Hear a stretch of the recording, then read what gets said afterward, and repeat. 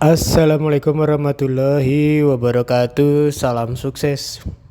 Kali ini saya akan kembali memberikan kisah motivasi dari Andri Wongso yang berjudul Nilai Sebutir Nasi.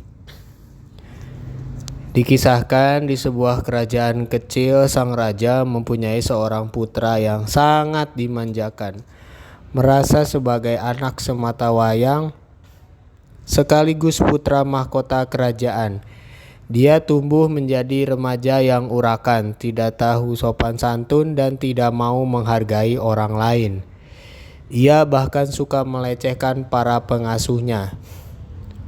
Karena itu pangeran kecil ini dibenci dan dihindari oleh para pengasuh maupun pegawai istana lainnya.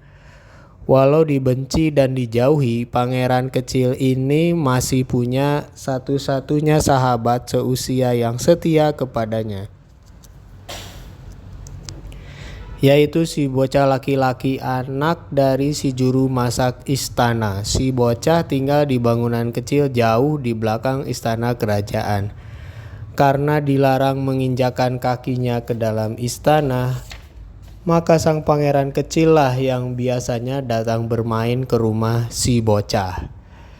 Suatu hari pangeran kecil meminta si bocah untuk menemaninya makan siang di ruang makan istana. Bukan menemani makan, tapi berdiri manis menunggui sambil melihat sang pangeran makan. Sesaat sebelum makan, pangeran kecil terlihat menundukkan kepala sambil mulutnya berkomat-kamit seolah sedang berdoa. Sejenak kemudian pangeran kecil mulai melahap hidangan yang tersaji di meja makan. Semua jenis makanan yang enak-enak dan mahal dicicipi. Pangeran bersantap sambil bertingkah seperti orang yang sedang kelaparan dan ingin menghabiskan semua makanan di atas meja.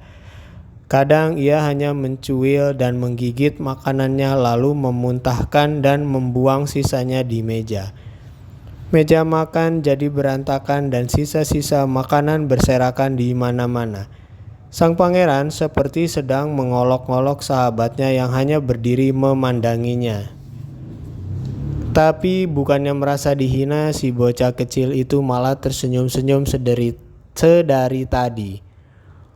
Pangeran kecil pun jadi tersinggung dan marah melihat kelakuan sahabatnya. "Hai, apa yang kamu tertawakan? Beraninya kamu tertawa seperti itu di hadapanku. Kamu iri melihat aku makan enak," teriak pangeran kecil. Tidak apa-apa," jawab si bocah. "Kamu tidak apa-apa? Mengapa kamu tertawa? Apanya yang lucu?" tanya sang pangeran sengit. "Pangeran, jangan cepat marah. Hamba sungguh senang dan tidak menyangka sama sekali bahwa seorang pangeran pun ternyata juga berdoa sebelum makan." "Apa yang pangeran ucapkan dalam doa tadi?" tanya si bocah. "Walaupun aku seorang pangeran, aku juga orang beragama. Di agamaku sejak kecil diajarkan supaya setiap hendak makan mengucapkan doa terima kasih kepada Yang Maha Kuasa atas pemberian makanan yang dihidangkan untukku," jelas pangeran dengan bangga. Si bocah kecil tetap saja tersenyum-senyum, tapi kali ini berani berkata, "Menurut pendapat hamba yang mulia, rasa syukur dan terima kasih akan lebih berarti bila ditujukan juga kepada orang-orang yang telah menyediakan semua bahan makanan dan memasak hingga tersaji hidangan di meja ini," kata si bocah.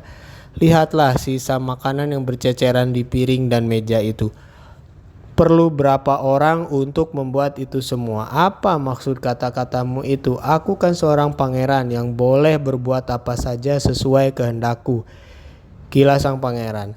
Si sahabat tiba-tiba menarik tangan sang pangeran dan mengajaknya menuju ke dapur istana. Ia bawa sang pangeran menyaksikan bagaimana juru masak istana dan para pekerja dapur begitu sibuk menyiapkan makanan serta membuat berbagai macam masakan. Saat mereka berkeliling, dari pintu belakang istana tampak seorang petani sedang membawa sekarung beras sebagai hantaran wajib ke istana. Pangeran kecil menyapa si petani bak, seorang raja berkuasa. "Hai paman, terima kasih atas persembahanmu." "Bagaimana panen padi kali ini?" tanya sang pangeran berlagak bijak. "Panen kali ini buruk sekali tuan," jawab si petani ketakutan. "Sudah 3 bulan kami bekerja keras dari membajak, menanam, mengairi sawah, sampai memupuk tanaman, tapi hasilnya sia-sia. Sawah ladang dihancurkan tikus dan hama wereng. Jadi ampuni kami karena hanya mampu mempersembahkan sekarung beras ini. Hanya itu yang kami punya. Karena kami pun belum tahu bagaimana memberi makan anak istri kami," ujarnya sambil menghela nafas panjang.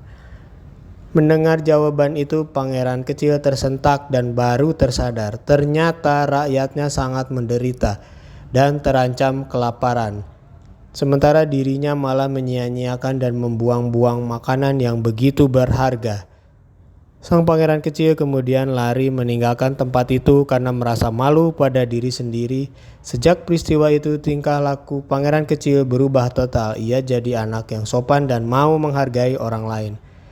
Setiap kali makan, ia selalu mengingatkan diri sendiri, "Jangan sisakan sebutir nasi di piringmu."